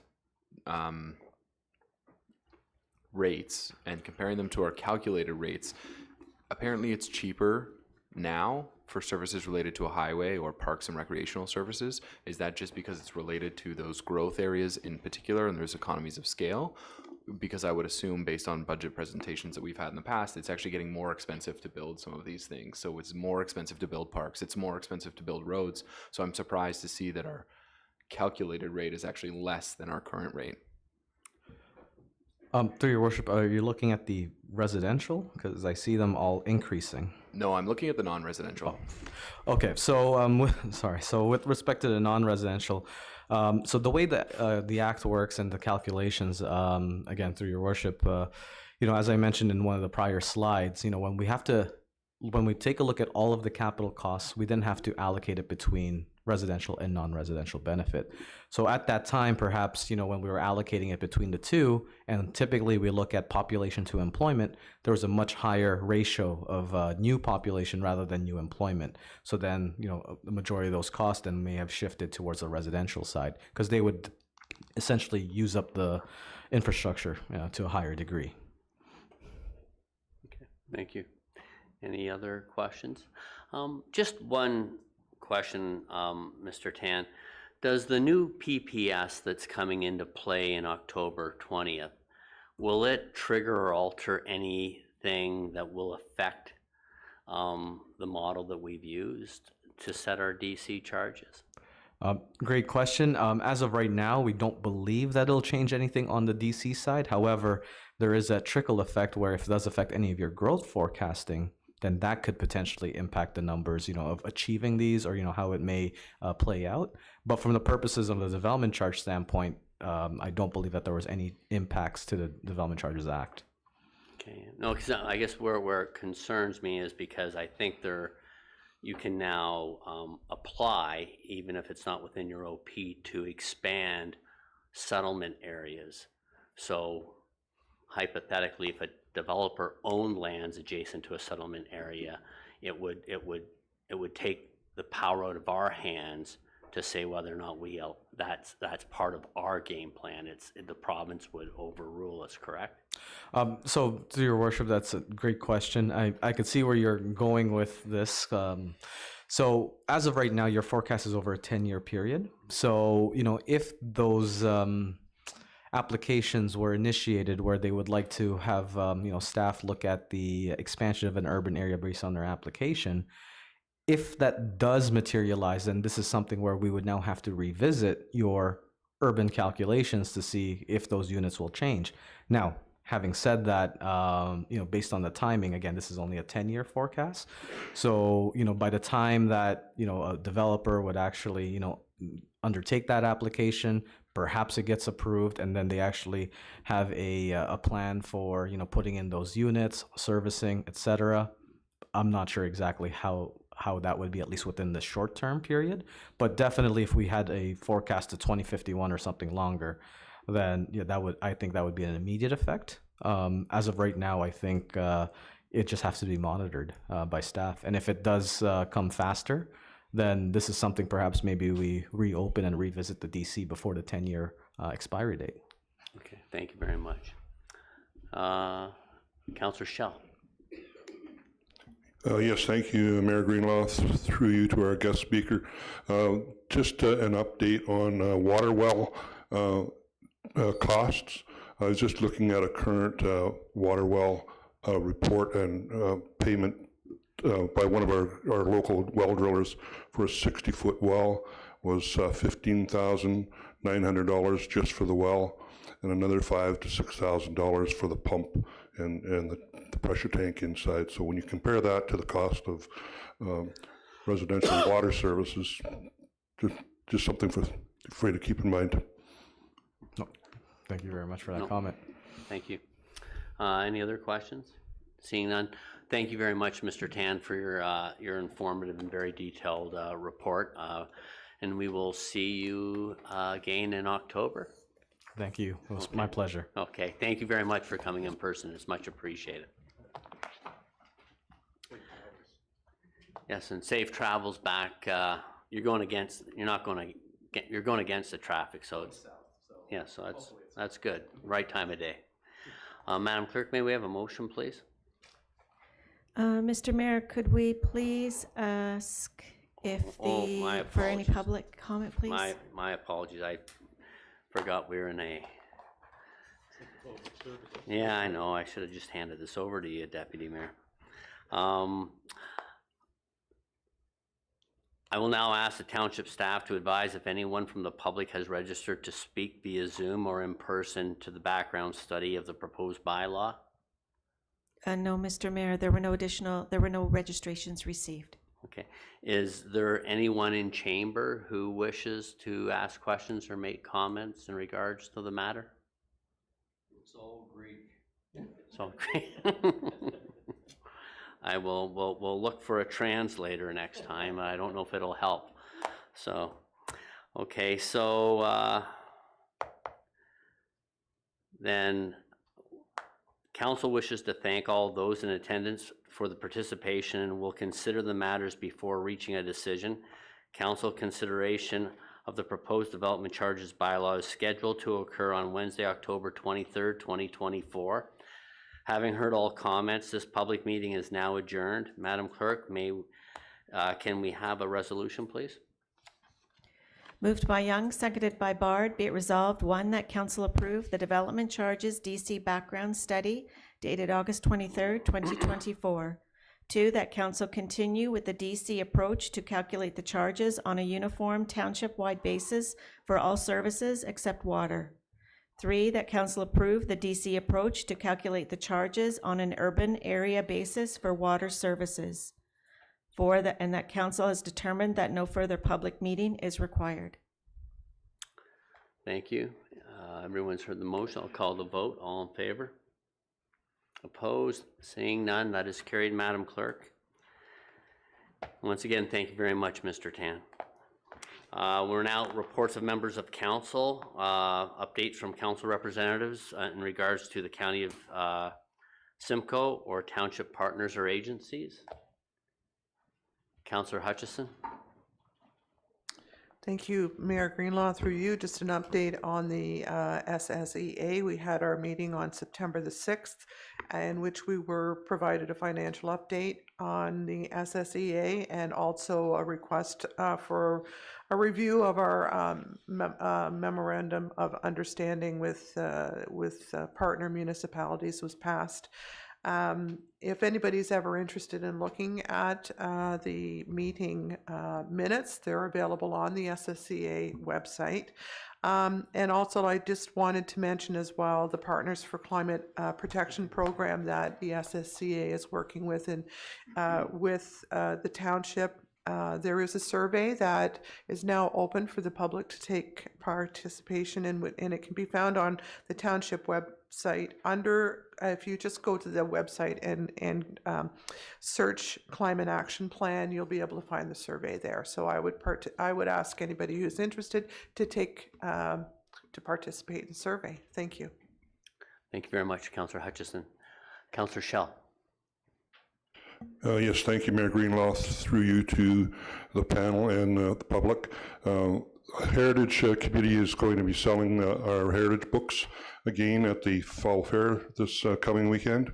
So please look us up while you're out there. The other report I have is from the Nottawasaga Valley Conservation Authority, presented at the council at the last meeting briefly, but for the public who didn't hear, the backlog that they are getting right now for permits is being weighted down heavily because of the addition to the Honda plant in Alliston.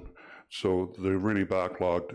They're trying to approach the government to get some extra funding for help to help move the backlog through the system.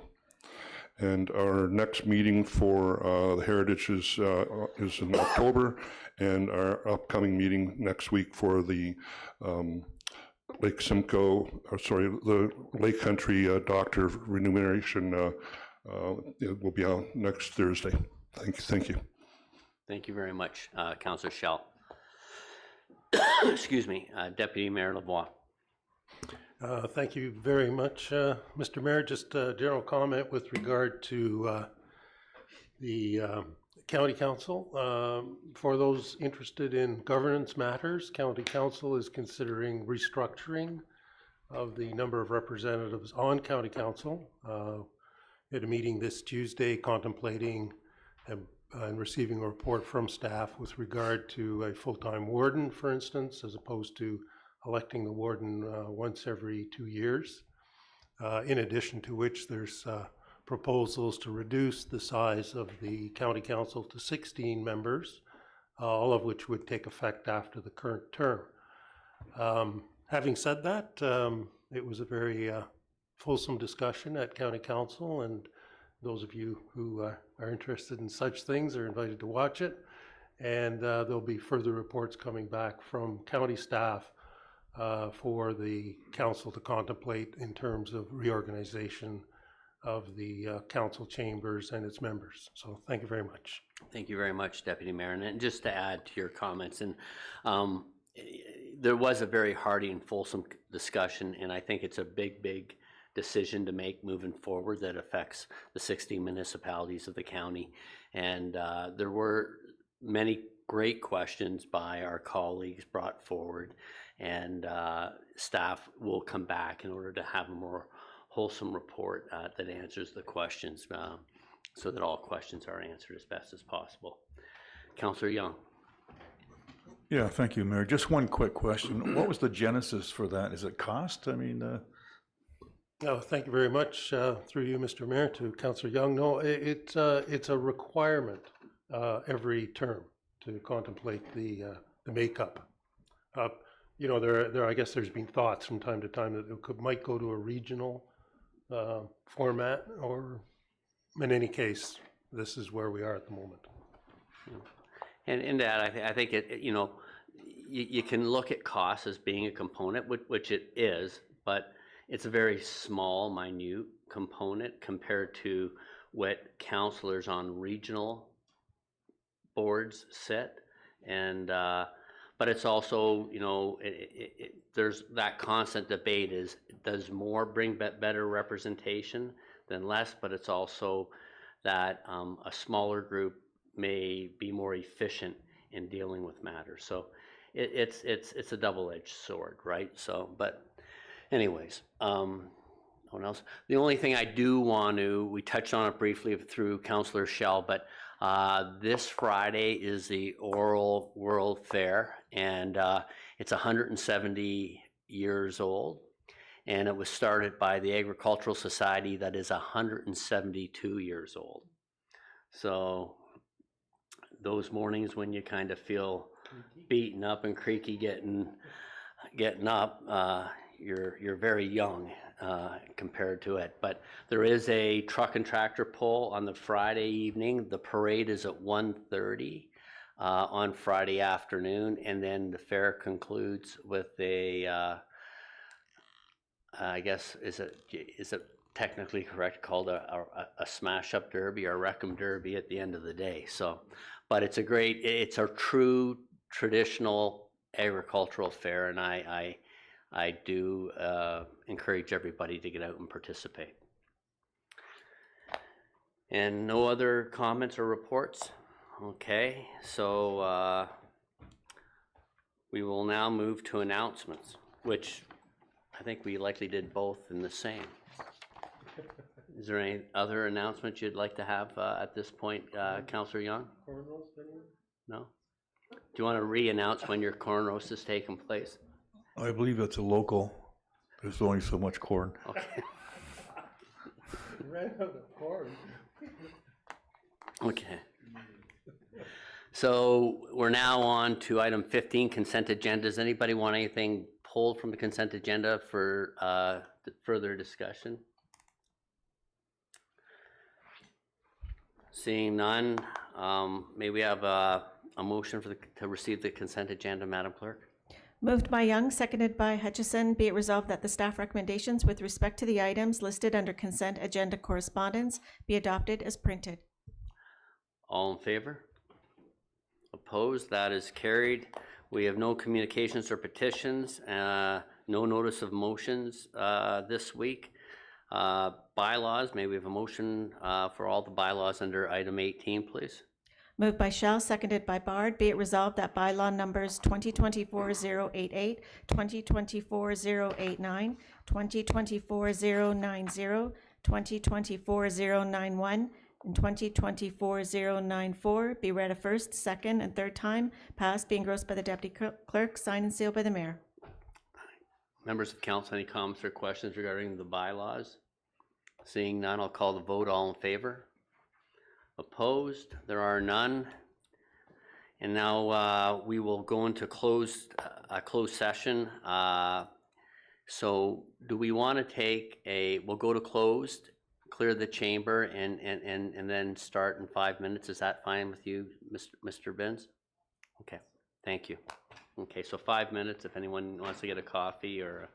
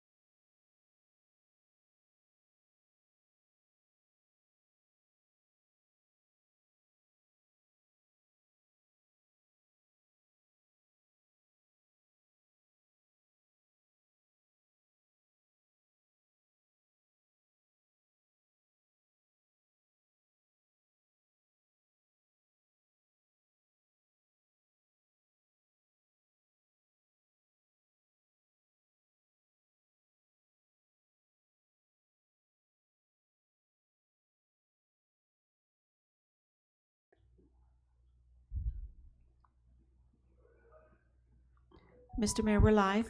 Madam Clerk, may we have a motion to go into closed session, please? Moved by Hutchison, seconded by Shell. Be it resolved that we do now go into closed session at 5:15 p.m. to discuss acquisition, disposition of land, sale of decommissioned fire hall 375, line 11 South Hawkstone, and personal matters about an identifiable individual, performance management. Call the vote. All in favor? That is passed, and we'll see everyone in closed.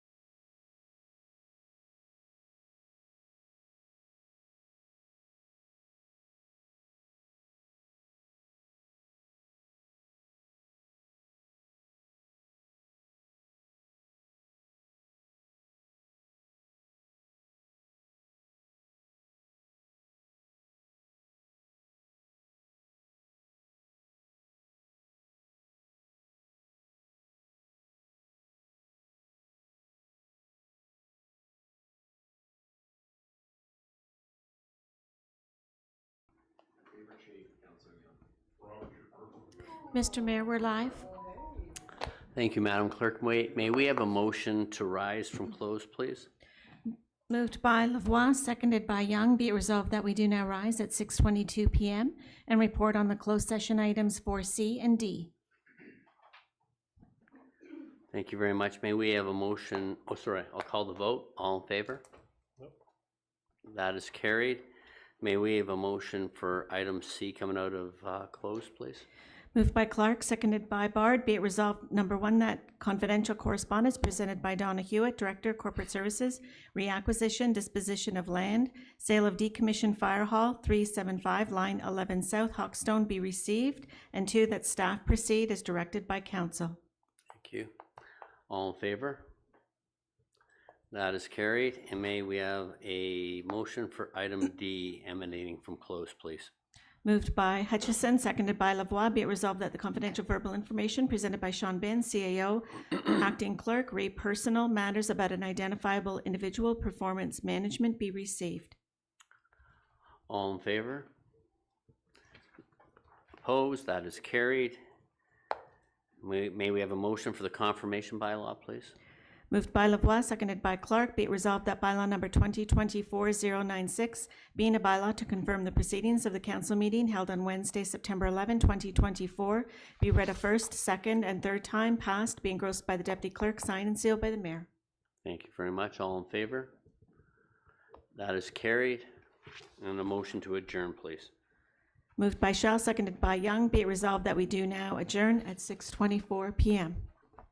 All in favor? That is carried. And thank you very much, everybody. And remember the Oral World Fair this Friday, Saturday. Come out and hopefully we'll see you there.